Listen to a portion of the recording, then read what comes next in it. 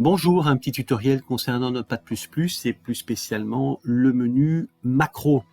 Alors ce menu macro, vous allez l'utiliser notamment en algorithmique. Vous avez peut-être, et je l'espère, déjà créé votre petit langage. Chez moi, il s'appelle PS Code. Langage pseudocode que vous utiliserez pour vos exercices d'algorithmique. Et pour éviter de, je dirais, retaper un peu toujours la même chose, vous pourriez imaginer de créer des macros vous permettant de rappeler, par exemple, les structures de contrôle de votre pseudocode. Eh bien, en avant, vous allez voir, c'est très simple, hein.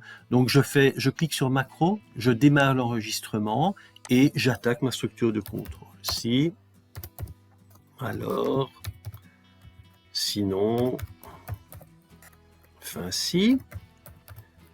Bon, évidemment, je n'ai pas encore sauvé mon fichier, donc je n'ai pas de colorisation de mon code.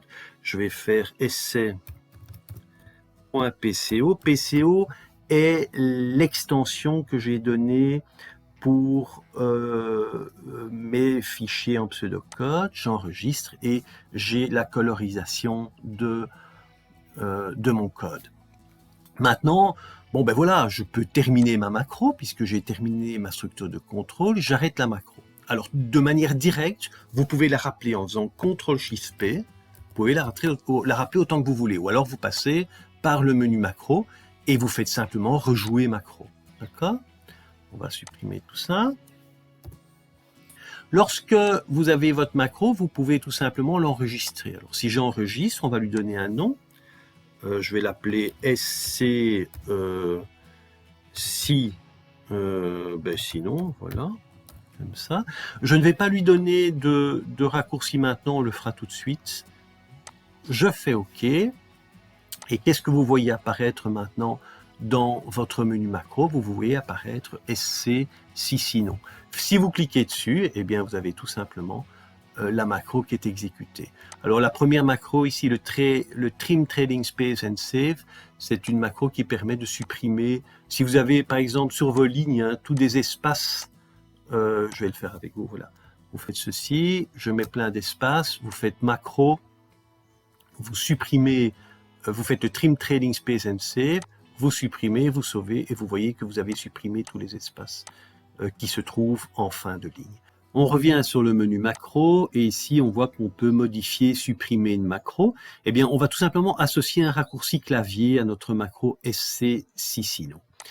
Alors, lorsque vous vous retrouvez sur le gestionnaire de raccourcis clavier, que vous pouvez aussi atteindre par paramètres, je pense. Oui, par paramètre raccourci clavier, hein. Donc, je vais revenir, je vais le faire par le menu macro. Eh bien, si vous cliquez sur votre macro, vous pouvez lui associer un raccourci clavier, je modifie. Ce qui est intéressant ici, c'est que dans ce petit cadre, eh bien, Notepad++ va vous informer si vous rentrez en conflit avec un raccourci déjà existant. Alors, si vous faites CTRL-SHIFT, par exemple, et que vous faites 0, ben vous voyez que dans le menu principal, vous avez tout simplement déjà un raccourci clavier qui existe déjà, donc vous ne pouvez pas l'utiliser. Si vous utilisez 7, eh bien ici, j'ai pas de conflit. Alors, on va utiliser un raccourci un peu plus simple. On va dire A, je pense qu'il n'y a pas de souci. Voilà. Donc, si vous faites CTRL-SHIFT-A, vous n'aurez pas de conflit, vous faites OK, et vous fermez votre fenêtre. Maintenant, si je fais CTRL-SHIFT-A, vous voyez que tout fonctionne très bien. Et dans le menu macro, on voit bien qu'on a associé un raccourci clavier à notre macro. Alors, vous pourriez vous dire, oui, mais enfin, bon, les raccourcis clavier, moi, je trouve ça un petit peu trop long. J'aimerais d'autres raccourcis clavier. J'aimerais bien, par exemple, ici, modifier, et j'aimerais bien avoir simplement une combinaison de 2 touches et pas de 3 touches. Alors, vous voyez que si je fais CTRL-A, ben, je me retrouve avec un conflit.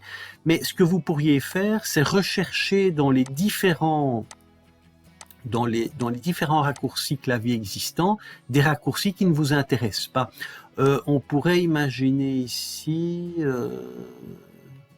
qu'est-ce qu'on pourrait mettre? Par exemple, CTRL-R. Recharger depuis le disque, bon, j'utilise jamais ça, ça ne m'intéresse pas.